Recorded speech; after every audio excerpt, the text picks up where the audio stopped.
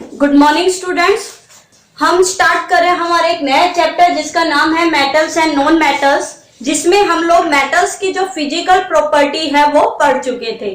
तो आज हम पढ़ेंगे नॉन मेटल्स की फिजिकल प्रॉपर्टी यानी नॉन मेटल्स के बारे में। तो देखो हमारे आसपास बहुत सारी चीजें हैं जो नॉन मेटल है, ऑक्सीजन है, हाइड्रोजन है, सल्फर है, फास्फोरस, ये सारी चीजें हैं। ये सारे जो एलिमेंट है ये सारे एलिमेंट्स नॉन मेटल हैं। सारे के सारे एलिमेंट्स कैसे हैं? नॉन मेटल्स है। अगर हम बात करें नॉन मेटल्स, देखो कैसे कि ज्यादातर जो मेटल्स होते हैं दे आर इलेक्ट्रोपॉजिटिव। कैसे होते हैं वो? Electropositive means they are form due to the loss of the electron. चलिए केमिकल प्रॉपर्टीज ये बाद में बताते हैं, हम पहले बात करते हैं फिजिकल प्रॉपर्टीज की। तो फिजिकल प्रॉपर्टीज में सबसे पहले हम पढ़ते हैं स्टेट, कि भाई मेटल है वो कौन सी स्टेट में मिलेगा। सॉरी, हम नॉन मेटल्स, तो मेटल्स का हमने पढ़ा था कि मेटल्स जो ज्यादातर है वो कैसे होते हैं? सॉलिड स्टेट में मिलते हैं। एक एक्सेप्शनल केस था, वो कौन सा था? Yes, mercury. तो अब हम पढ़ रहे हैं नॉन मेटल। तो नॉन मेटल क्या होते हैं? देखो non metals are found in all of 3 states. Non metal तीनों स्टेट्स में ही मिलते हैं। कुछ नॉन मेटल्स कैसे हैं? some non metals are found in solid state, some are in liquid state and some are in gaseous state। किस ज्यादा कुछ नॉन मेटल्स है जो लिक्विड स्टेट में मिलते हैं। वैसे नॉन मेटल्स में सिर्फ एक ही है जो लिक्विड स्टेट में मिलता है, वो है ब्रोमीन। फिर कुछ नॉन मेटल्स ऐसे हैं जो सॉलिड स्टेट में मिलते हैं, और कुछ नॉन मेटल्स ऐसे हैं जो कौन सी स्टेट में मिलते हैं? गैसियस स्टेट में मिलते हैं। जैसे आप लोग जानते हो हाइड्रोजन, ऑक्सीजन, ये सारे कौन सी फॉर्म में मिल रहे हैं भाई हमारे आसपास? गैसियस फॉर्म में मिल रहे हैं। नाइट्रोजन, ये सारे कौन सी फॉर्म में है? गैसियस फॉर्म में। अगर हम सॉलिड की बात करें तो सल्फर, आयोडीन, ये सारी फास्फोरस, ये कौन सी स्टेट में मिलते हैं? सॉलिड स्टेट में। तो हम क्या कहेंगे? Non metals are existing in 3 states, कि नॉन मेटल्स तीनों स्टेट में मिलता है। Some in solid state, some in solid state. Example कौन कौन से भाई? फास्फोरस, सल्फर, ये सारे कौन से हैं? सॉलिड स्टेट में होते हैं। सम इन गैसियस स्टेट। कौन कौन से है गैसियस स्टेट में? कौन कौन से मिलेंगे भाई? हाइड्रोजन, ऑक्सीजन, नाइट्रोजन, ये सारी कौन सी स्टेट में मिलते हैं? गैसियस स्टेट में मिलते हैं। Argon, helium. फिर 1 इन लिक्विड स्टेट, केवल एक ही ऐसा है जो लिक्विड स्टेट में मिलता है, और वो कौन सा है भाई? वो कौन सा है? ब्रोमीन। ये एग्जाम में बहुत पूछा जाता है। Name the non metal which is found in the liquid state, कि एक ऐसे नॉन मेटल का नाम बताओ जो कौन सी स्टेट में मिलता है? लिक्विड स्टेट में मिलता है। तो केवल एक ही नॉन मेटल ऐसा है जो लिक्विड स्टेट में मिलता है, और उसका नाम है ब्रोमीन। बहुत कॉम्पिटिटिव एग्जाम में भी पूछा जाता है, 10th के पेपर में भी। बहुत मतलब एक फेवरेट क्वेश्चन है कि एक ऐसे नॉन मेटल का नाम बताओ जो कौन सी स्टेट में मिलता है? लिक्विड स्टेट में मिलता है। तो वो कौन सा हो गया? ब्रोमीन हो गया। देखो पहला क्या हो गया कि जो फिजिकल स्टेट में हम पहला पढ़ रहे हैं कि नॉन मेटल है वो तीनों स्टेट में एग्जिस्ट करता है। कुछ ऐसे हैं जो सॉलिड स्टेट में मिलते हैं, कुछ ऐसे हैं जो गैसियस स्टेट में मिलते हैं, और केवल एक नॉन मेटल ऐसा है जो लिक्विड स्टेट में मिलता है, और वो कौन सा है? ब्रोमीन। अब जब यहाँ पर स्टेट की बात हो रही है, फिजिकल स्टेट की, पूरा लिख दो फिजिकल स्टेट। जब यहाँ पर स्टेट की बात हो रही है तो यहाँ पर हम एक और कर लेते हैं कि सॉफ्टनेस, कि हमने देखो हम दोनों में कंपैरिजन साथ करते जा रहे हैं, क्योंकि मेटल्स हम पढ़ चुके हैं और नॉन मेटल्स हम पढ़ रहे हैं। तो हमने कल क्या पढ़ा था? मेटल्स में हमने पढ़ा था metals are the hard. Metals कैसे होते हैं? आर हार्ड एंड ब्रिटल, भाई हार्ड होते हैं। बट जो नॉन मेटल्स होते हैं, non metals are soft in nature. Non metals nature में कैसे होते हैं? सॉफ्ट होते हैं। क्या लिखेंगे? Non metals are soft in nature. कि नॉन मेटल्स नेचर में कैसे होते हैं, सॉफ्ट होते हैं। एक्सेप्शनल केस कि सिर्फ एक एक्सेप्शन है, जो कौन सा, जो कैसा होता है, हार्ड होता है और सबसे हार्ड होता है, वो है diamond. Diamond is the non metal which is the hardest substance, कि डायमंड एक नॉन मेटल है जो सबसे हार्ड होता है। बट बाकी के जो नॉन मेटल्स हैं वो कैसे होते हैं, नेचर से सॉफ्ट होते हैं। कैसे होते हैं भाई, सॉफ्ट होते हैं। उनको जैसे ही हम थोड़ा भी मोड़ेंगे तोड़ेंगे तो वो कैसा हो जाएगा, आसानी से टूट जाएगा, पीसीज में टूट जाएंगे आसानी से। फॉस्फोरस है, सल्फर है, अगर आप इनको पाउडर फॉर्म में जैसे ही थोड़ा सा ब्रेक करोगे तो ये आसानी से क्या हो जाएंगे, टूट जाएंगे, टुकड़े टुकड़े हो जाएंगे, अगर ये सॉलिड फॉर्म में है तो भी। तो क्या होंगे कि नॉन मेटल सॉफ्ट होते हैं, बट एक एक्सेप्शनल केस है, मींस एक नॉन मेटल ऐसा है जो सबसे हार्डेस्ट है, और वो नॉन मेटल कौन सा है, डायमंड। देखिए केमिस्ट्री में जो क्वेश्चन बनते हैं वो ज्यादातर एक्सेप्शनल केसेस से बनते हैं कि ये ऐसा होता है, ये तो नॉर्मली बात है, बट अगर कुछ अलग हो गया तो क्यों होता है। जैसे हम लोग डेली लाइफ में कुछ कर रहे हैं, बोरिंग सा हो जाता है, बट कुछ नया करते हैं तो अच्छा लगता है ना। तो वही बात है कि आप लोग एक यहाँ पर एक्सेप्शनल केस ज्यादा पूछे जाते हैं, क्योंकि वो हमारा ध्यान क्या करता है, को एकदम से खींचता है कि ऐसा क्यों हो रहा है, तो उसे हम क्या बोलेंगे, एक्सेप्शन। यानी सबसे ज्यादा जो पूछे जाते हैं क्वेश्चन वो एक्सेप्शन केस से पूछे जाते हैं केमिस्ट्री में, याद रखना। तो सबसे पहले हमने पढ़ी फिजिकल स्टेट, दूसरा हमने पढ़ा सॉफ्टनेस। अब हम थर्ड क्या पढ़ेंगे, इलेक्ट्रिकल कंडक्टिविटी। क्या पढ़ेंगे, चलो कंडक्टिविटी पढ़ लेते हैं, जिसमें हीट और इलेक्ट्रिकल दोनों हो जाएंगे, ठीक है।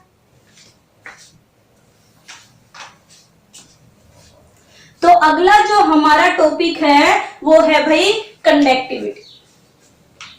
कौन सा है, कंडक्टिविटी।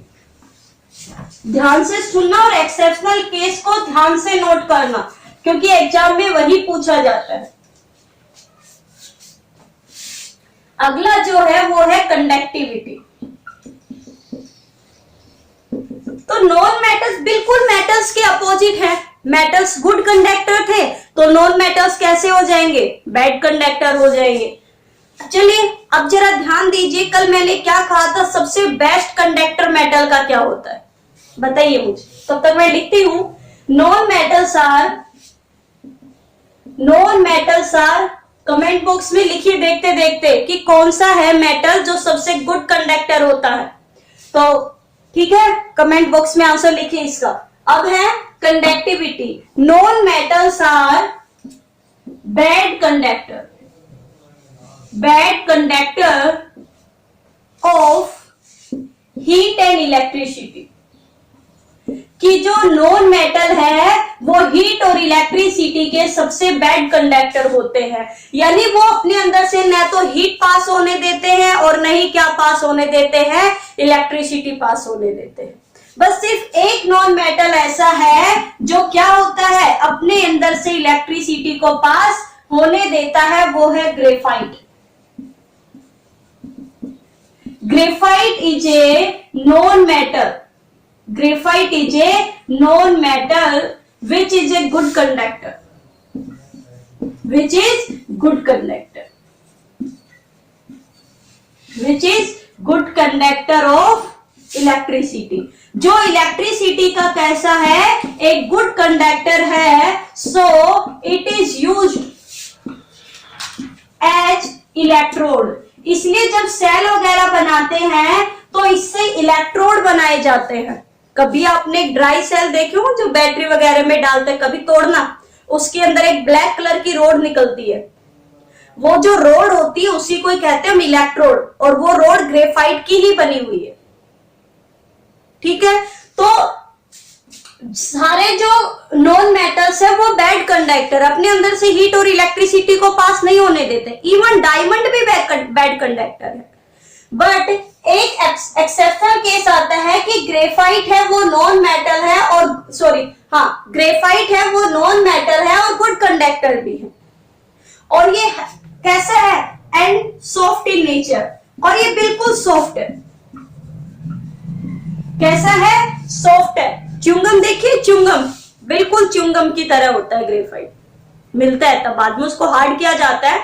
आपकी जो पेंसिल की निब है वो भी ग्रेफाइट की बनी हुई होती है। तो ये कुछ चीजें थी किसके बारे में? कंडक्टिविटी के बारे में। देखो, एक आपको कंडक्टिविटी के बारे में कि डायमंड है वो गुड कंडक्टर नहीं होता और मेटल्स गुड कंडक्टर होते हैं। आप कभी छोटे होंगे तो एक कहानी पढ़ी होगी, मैंने पढ़ा था। एक पहले क्या थे, हम पढ़ते थे कि एक राजा दूसरे राजा का टेस्ट लेने के लिए कुछ चीजें भेजता रहता था, उसकी बुद्धि को परखने के लिए कि कितना इंटेलिजेंट है दूसरा देश। तो क्या किया, एक राजा ने दो एकदम सेम डायमंड, मतलब एकदम सेम शेप के डायमंड शेप में, एक तो किसका बना हुआ था? शीशे का बना हुआ था, लेड का बना हुआ था, और दूसरी जो था वो डायमंड था, प्योर डायमंड था, और दोनों देखने में बिल्कुल सेम थे, कोई डिफरेंस नहीं था।